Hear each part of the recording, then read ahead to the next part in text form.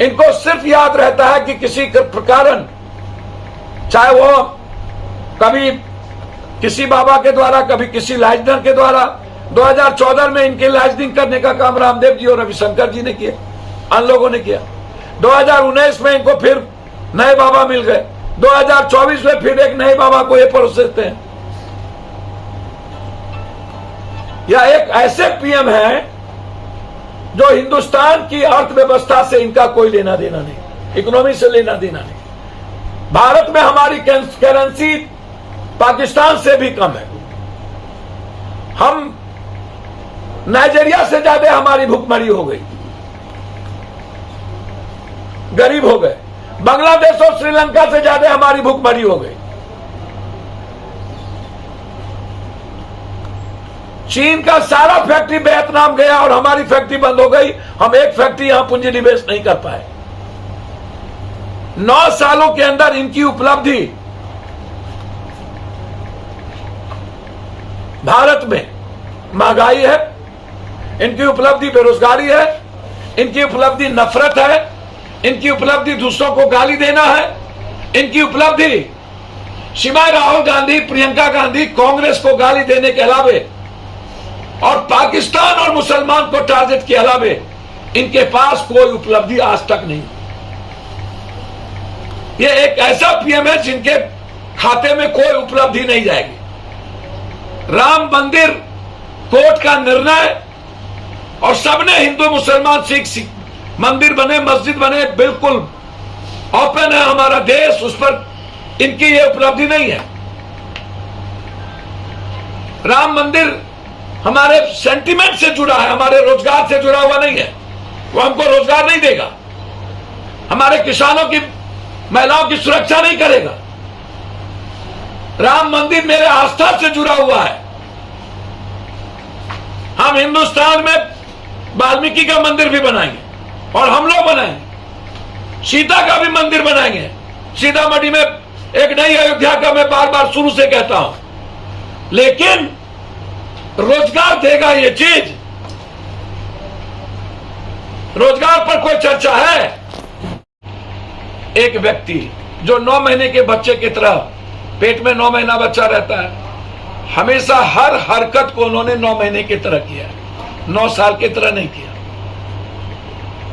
एक व्यक्ति जिनका जन्म गोधरा से पुलवामा तक के बीच जिनकी लाइफ है और जिन्होंने कभी एक पॉजिटिव सकारात्मक काम के अलावे कभी एक्सीडेंटल पीएम, कभी जननायक मोदी, कभी कश्मीर फाइल, कभी पाकिस्तान।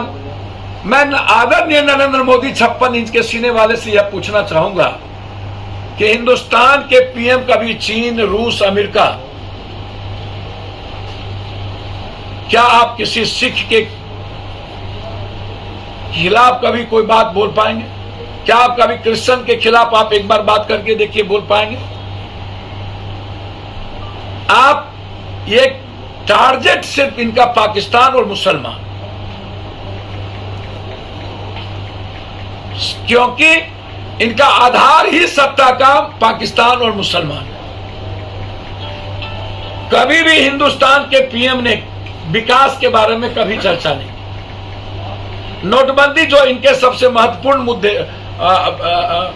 एपिसोड था, नोटबंदी बीजेपी और प्रधानमंत्री जी भूल गए, जीएसटी भूल गए, कालाधन भूल गए, जाली नोट भूल गए, 15 लाख रुपया भूल गए, राशि भूल गई, रोजगार भूल गए, महंगाई भूल गई, गैस का कनेक्ट भूल गया, पेट्रोल डीजल की चीजें भूल गई, हल्दी नमक तेल सब भूल गए, महिलाओं की सुरक्षा भूल गए, महिलाओं का सम्मान भूल गए, बेटी पढ़ाओ बेटी बचाओ भूल गए, एक ट्वीट नहीं जंतर मंतर पर,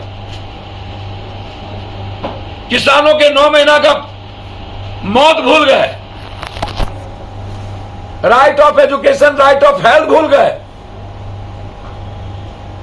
भारत की इकोनॉमी भूल गए। ये 10 किलो अनाज और 10 किलो चावल आटा की बात करते हैं 84 करोड़ लोगों के लिए। बात होगी 888 की सीट बन गई और आप उद्घाटन करेंगे किसी को आपत्ति नहीं है उद्घाटन करने का। जब जरूरत रोजगार की थी तो इन्होंने विस्टा जैसी एक अरबों करोड़ों के इन्होंने पैसे वहां खर्च किए। इनको बेरोजगार और किसानों की चिंता नहीं थी, इनको गैस सिलेंडर की चिंता नहीं थी, इनको तेल और मिट्टी तेल डीजल और पेट्रोल की चिंता नहीं थी, इनको पर कैपिटा इनकम 6,000 रुपया को बढ़ाने की चिंता नहीं थी, इनको 9 सालों में right to education, right to health के लिए नहीं मरा।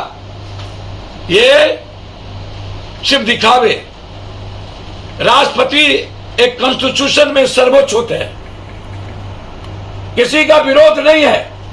विरोध है कि आप राष्ट्रपति का सम्मान नहीं कर रहे, आप कॉन्स्टिट्यूशन का सम्मान नहीं कर रहे, आप कॉन्स्टिट्यूशन हेड को अलग कर रहे हैं।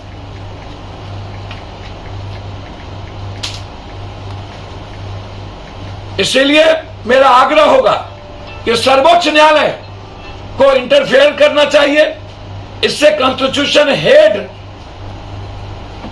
को अलग करके, जिनकी भूमिका ऐसी चीजों में सबसे महत्वपूर्ण है